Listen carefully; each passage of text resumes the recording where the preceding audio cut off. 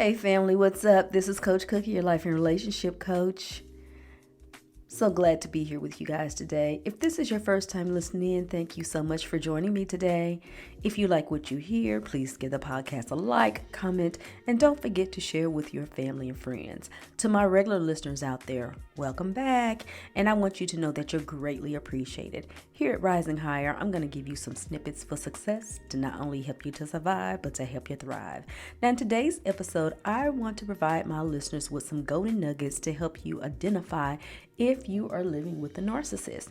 But before we get into that, let's talk about last week's episode where I discussed the importance of not falling for the New Year Hoover.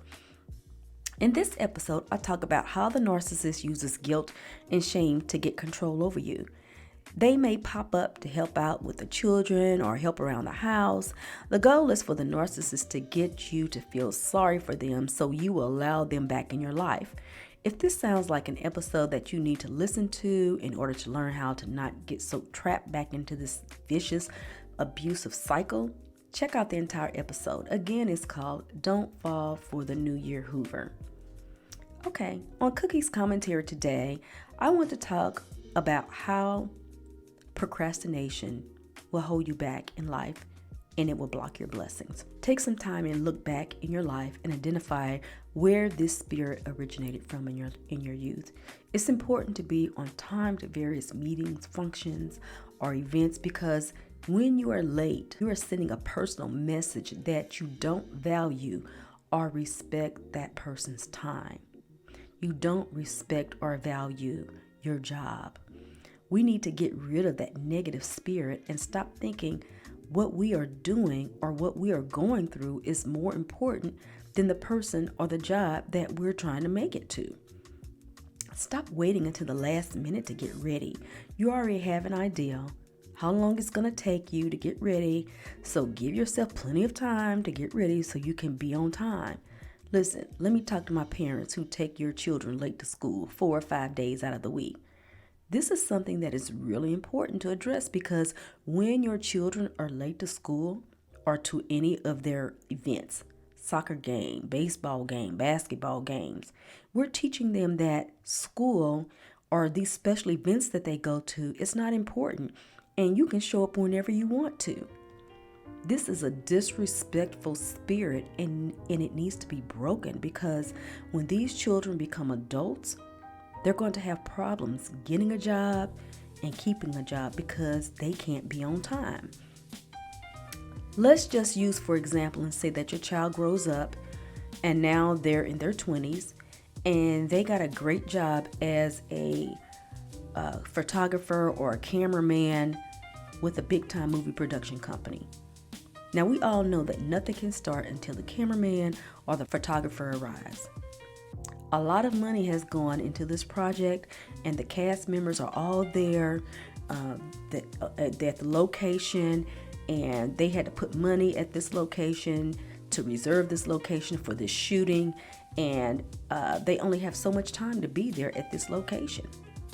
So your child shows up late, about 50 minutes late after they were supposed to. This happens a few more times and so the producer and the manager of the company, they come to the conclusion that your child is not responsible, they're not dependable, and he doesn't act as if this job means that much to him. The company is losing money due to this problem. So guess what? Your son gets fired. Of course, he may go out, get another job, but this cycle is going to continue because he can't keep a job due to his disrespectful mentality that I will get there when I feel like it. Step back and think about and look at something and think about the things that you struggle through in your life as an adult. So now you need to know what you struggle through. Don't let your children go through the same things that you went through. If this is something that you're struggling with and you need to start working on, what I want you to do is give yourself plenty of time to get ready. When you do this, you will notice that you will have more time to think. You will have more peace and clarity. So when you show up to your meeting or your event or at your organization, You're not so anxious. You're not so frustrated. You're not so flustered. When you're on this page, you can present yourself at your best because you're cool, calm, and collected. When you show up early for your interviews or meetings, the individuals who meet with you, they're flattered. And they take that as though you value this opportunity that you've been given. For everything that you do right now, every event that you're involved in, I want you to show up 15 minutes early. For example, taking your child to school, a meeting at your job, you're going to church. For the new year, let's get rid of this spirit of procrastination. Trust me, God is going to bless you. Okay, I'm off my soapbox. That was my soapbox presentation. And so now we're getting ready to get into keeping it real, the next portion of the show. And I have a question from Tanya, and she says, I must say, Coach Cookie, that I really enjoy listening to your show. It's helped me so much while I'm going through my healing journey.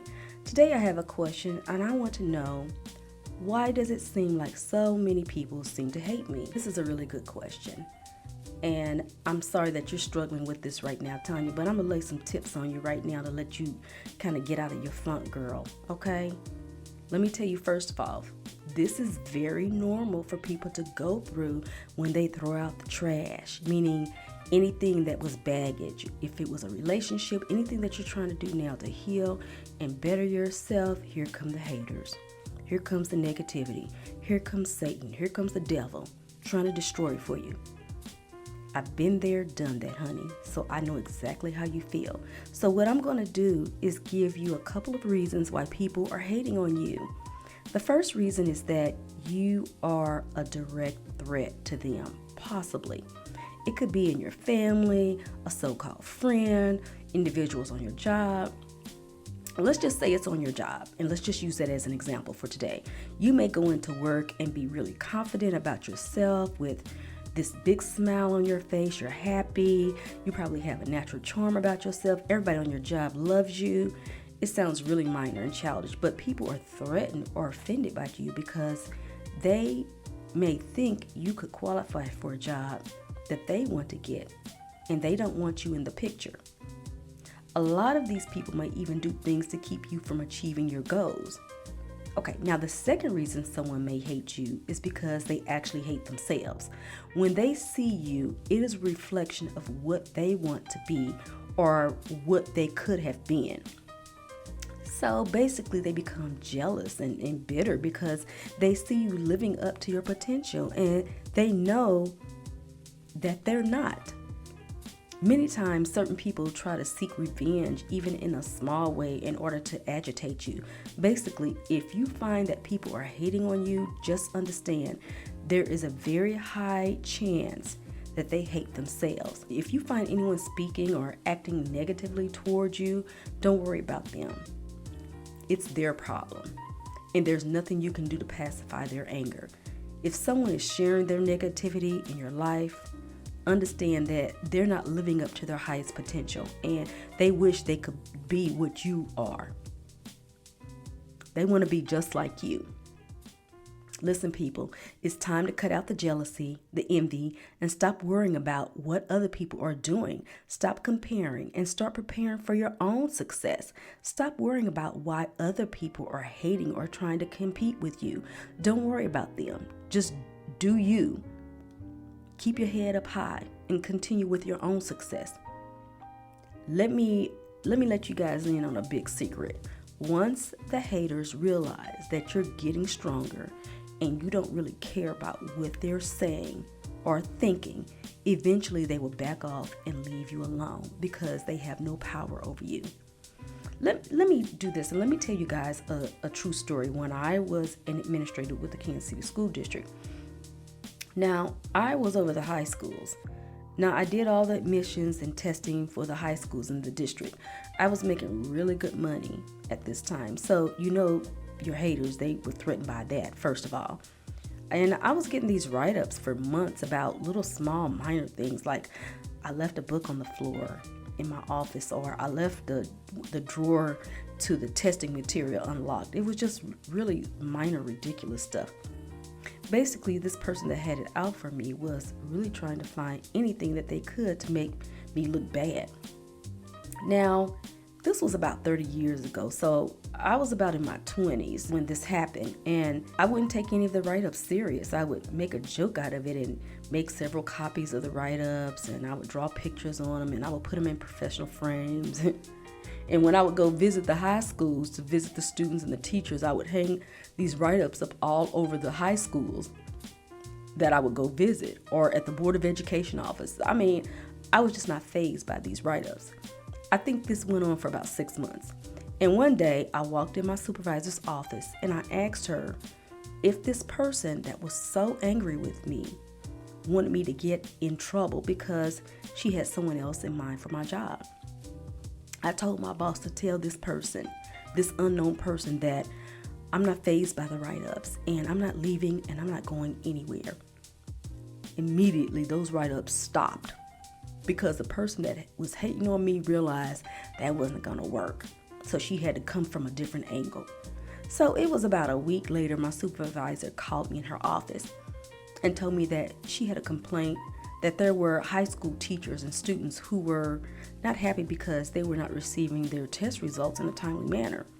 Now, in all my years working as an administrator for the Kansas City School District, I had never received such a complaint. I wasn't sure what the problem was because they all knew that it was a week turnaround before they received their test scores. I didn't get upset. I didn't trip. I just simply asked my supervisor to get me a list of those names and that I would immediately make it right. She called me back in her office about an hour later, and she had her head down and she was said, "I'm so embarrassed. I have to apologize." I was confused at that time and I didn't know what she was talking about and why she was apologizing. I insisted that she tell me what the problem was. She went on to tell me that she was embarrassed because she only had one name to give me on the complaint. I was just furious. I was outdone. I was yelling and screaming. I was slamming doors. I was knocking books on the floor. I served 12,000 high school students in this district, and someone made a complaint on me and made a report about one student? I was just completely furious, and I asked her, "Who made that complaint?" She hesitated for a long time, and then she said, "Oh no, Miss Sardis, it's okay. No, I want to know who made that complaint." Of course, this is why I told you I was in my 20s, so this is not anything that you're going to want to do now. I was young. I was really young back then, and I was furious, and she eventually told me who it was. Of course, I went to her office. I gave her a few choice words and told her to keep my name out of her mouth with my few choice words. And she did. She was too scared to try anything else. And I found out this was the same person who had been going to my supervisor making the complaints the months prior to this. Of course, once the supervisor really realized what was going on, the write-up stopped.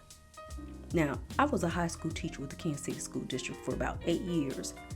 For your special needs children, or for those children who were put in those special programs, those gangbanger students that nobody really want to deal with. And I was teaching those students, and I loved it. After my 8 years in teaching in the classroom, I became an administrator for the district, and I really am I was really good at my job, and I like what I was doing, and this was really my life purpose. And I loved it. It was natural for me. I got along with all the teachers, I got along with the principals, I got along with the students, the parents, but your people that are haters and don't have that going on for them are threatened that you shine like that.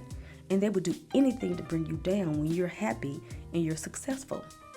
Some people just can't stand it. But your reaction should be that you don't really care and just keep moving and don't let it faze you. I want all my listeners out there to know that you have something special within you. You have a talent, a skill, a gift, an ability that God has given you. And you're going to have haters out there that will upset. They're going to be upset because they don't have what you have. Just know and realize that there is something within you that you can use that will help you to maximize who you really are. But you have to understand your purpose, and you have to know that your purpose is greater than your haters. When you figure that out, you won't worry about the haters because you will be focused on your mission and your purpose in life. You can't do anything with your haters, but just turn them over to God. Yes, God is all you need to succeed. Oh my God, I can't believe I said that. I said that, didn't I? I need to write that down. God is all you need to succeed. Thank you, Tanya, for this great question. If any of my listeners have a question that you would like for me to answer, or that you would like for me to do a topic on, that you would like for me to discuss, please let me know. Hit me up at my email at heycoachcookie@gmail.com. When I answer your questions, be ready because I'm going to bring it raw and I'm going to keep it real. To all my listeners out there, you're the professionals. If you would like to leave a comment regarding haters, we would love to hear your experiences on how you deal with this type of situation so we can all learn and grow together. Okay, so now let me get started. We're going to go through and we're going to start with the main topic of the day. Yay, we're finally on the main topic today. And what we're going to do is we're going to try to figure out if you're living with a narcissist. That's what we're going to talk about today. There are many kinds of people in this world, but there is none that is like the pathological narcissist. They're just evil, hurtful, sadistic, and cruel, selfish people. You know, they're terrible spouses. They're terrible parents. It's so obvious that these people were not meant to be caretakers. They're not capable of love, you know, like other people are capable of love. And of course, we have all heard that many experts believe they're not capable of love at all. And I mean, that's really vicious, that these people are so cruel that they're not capable of love at all. If you're listening to this episode this week, it's because you're concerned that you may be living with a pathological narcissist. Let me be the first one to say, please accept my deepest sympathies because I've been there, done that. And this one is a really big pill to swallow.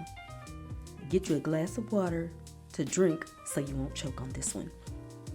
If you don't have a piece of paper, you may want to get one. You may need it because today it's going to be like going to school, okay? All right, everyone got a piece of paper. So I have a list of questions that you can ask yourself to determine whether or not you could be living with a pathological narcissist. With that being said, let's get started. The first question, does your partner seem to be two different people? Now that's crazy, right? But let me explain myself. You know, he's the good guy in public and a sadistic, vicious terror at home.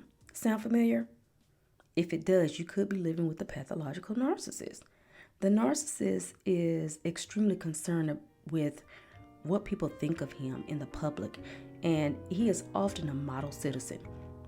At home, behind closed doors, he is unpleasant, he's nasty, he's cruel, and sometimes the narcissist could be physically abusive.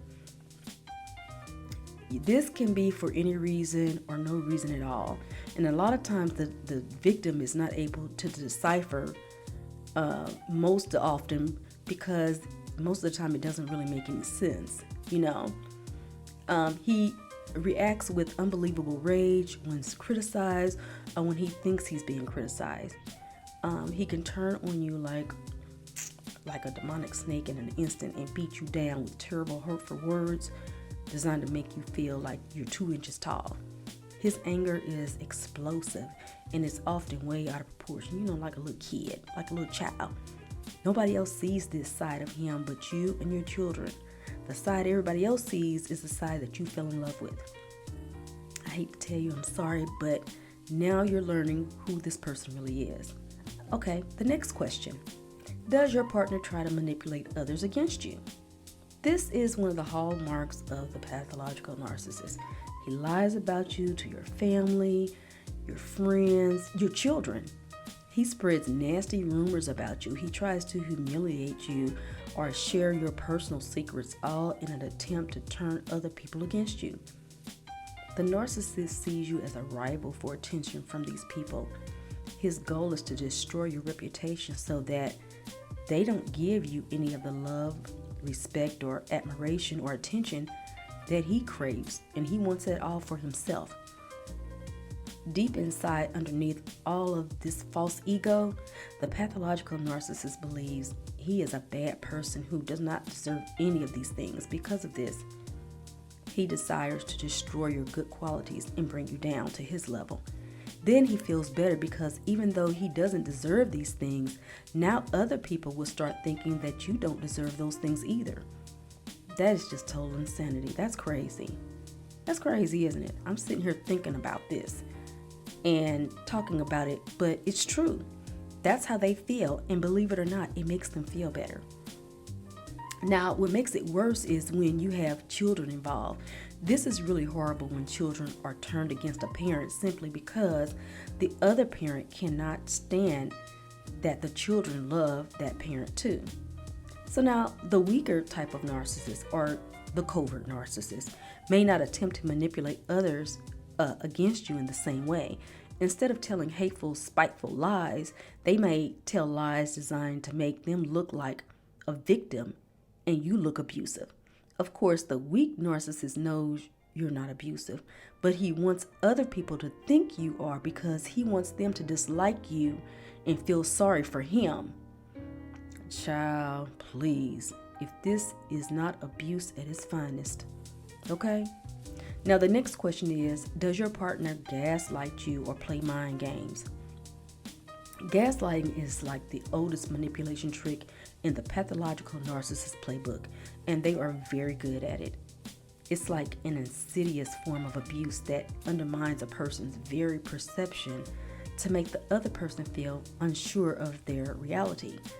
As a result, the victim becomes totally compliant with whatever the narcissist says.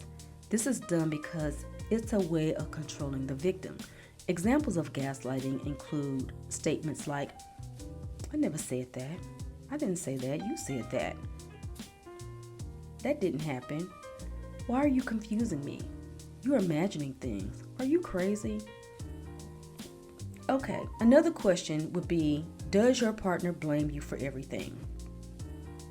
Part of the way pathological narcissists work is that they will never accept anything that they've done.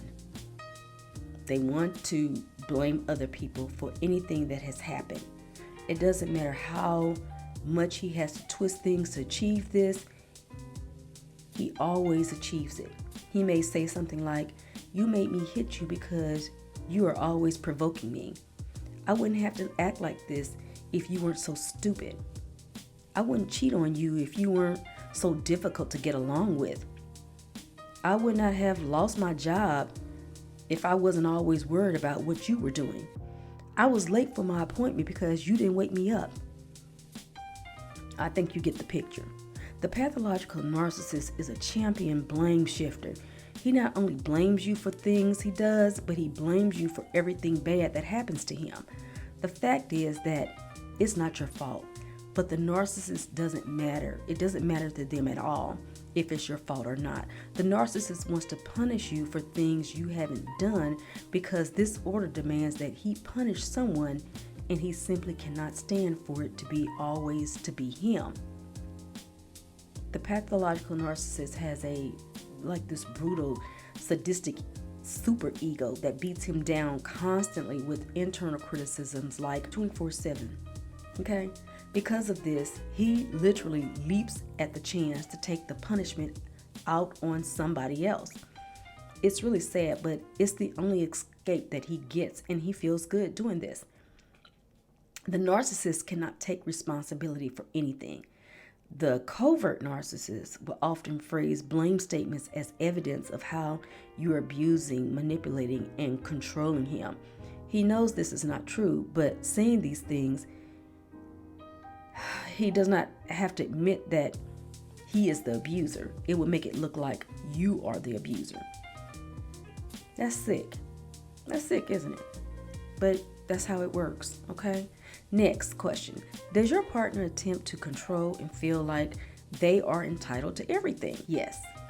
Believe it or not, the narcissists, they are serious control freaks. They not only want to control their environment, they want to control everybody in it. They want to control everything about their partner, their thoughts, their feelings, their actions, their opinions, what they wear, what they shouldn't wear, everything. The pathological narcissist takes an expression of individuality from their partner as a rejection and a threat, and they would shut it down as soon as possible. You did everything perfect according to what they asked you to do, and you even agreed that it should be done. But the narcissist will still be angry about what was done. In other words, you are damned if you do, you're damned if you don't. It doesn't make a difference what you do. It is all wrong, and it makes the narcissist upset and angry. The victim is left so hurt, so confused, and not able to understand that when I did the exact same thing yesterday, it was okay, but today it's all wrong. This type of cruel, unpredictable behavior keeps the victim completely confused and makes them easier to control. Okay, my next question. Does your partner believe that he has no control over everything? The world revolves around him, and he's entitled to whatever he wants. So, does he believe that he has control over everything? The world revolves around him, and he's entitled to whatever he wants. Narcissists are completely self-absorbed people, right? They're selfish to the point of almost seeming inhuman. Pathological narcissists do not see their partners as individuals at all. They see them only as external extensions of themselves. In fact, they see everything and everybody like that. They don't even want to have a conversation with anyone about their problems, concerns, or feelings. Simply put, the entire world is a movie and we're just living in it. And the narcissist is the star. So narcissists believe they should have whatever they want, regardless of whether they actually deserve it or not. The pathological narcissist does not care if money is needed for bills, for rent. He may spend all of it on things for himself. They want unconditional love, admiration, respect. It doesn't matter that they are incapable of giving those things back to you or to other people. They want all of their desires to be granted, no matter what. If people don't give them what they want or try to stop them from doing things that they want to do, such as spending all the money, that person will immediately be labeled as abusive and unloving. The name of the game is control, so they can have their way. So whatever they need to do to put you down to have their way, that's what they're going to do. He may tell his partner he cheats on her because she's boring. When she reacts to this by trying to spice up things in the bedroom, he just sits back and he laughs at her and her efforts, and he rages out and calls her a whore. Any attempts to get them to pull their own weight, like to help out around the house, cleaning around the house, it's gonna be met with an explosive rage because they feel like they shouldn't have to do that or that it's above them. They may say something like, "I dare you to turn me into your slave. Who do you think you are?" Okay, so you got the picture with that one, right? My last question is, does your partner seem to actually like hurting you and ruining things for you? This is another hallmark of the pathological narcissist. He actually enjoys hurting others, and he enjoys destroying things that people care about. Sometimes you can even see it in his face, when he's done or said something especially vicious to you. He will say or do the cruelest things he can possibly come up with, and then just stand there like, he's really enjoying it. He's really enjoyed hurting you. Yes, it's sick. He's actually addicted to treating people like this. Again, this is the only thing that makes them feel better. This is important to understand because this is why the behavior will never stop. Okay, now that I've given you all the questions, let's step back and let's sit back and think about this for a minute. Are you living with a narcissist? If you answered yes to all of these questions, then the chances are very good that you are indeed living with a narcissist in your home. This is a big deal because regardless of what he tells you, he won't get any better and he's not going to change. No, you can't love him back to health. That's not the answer. It's time for you to sit back and ask yourself, what do you want to do going forward? As you're thinking, I want to put out there that it's not safe at all to reveal to the toxic individual that you think they are a narcissist. That would just make your living conditions, your living situation worse, and they will become more violent and more abusive. This is information that you have to keep to yourself as you continue to observe this person. While you are observing, start thinking about, do you really want to spend the next 20 or 30 years of your life trying to please someone that you can't make happy? Someone that does not value you and does not care about your feelings. Listen, this is no way to live. If you need someone to talk to, you may need to go to my calendar on my website at risinghigherlife.com, set up an appointment for a free 1-hour consultation to determine if you could benefit from one-on-one coaching. I pray that this message resonates with someone today and gets you to thinking what you need to do to be happy. If no one has told you guys today, I love you and I'm sending you all a big hug. Be blessed, and I'll talk to you soon.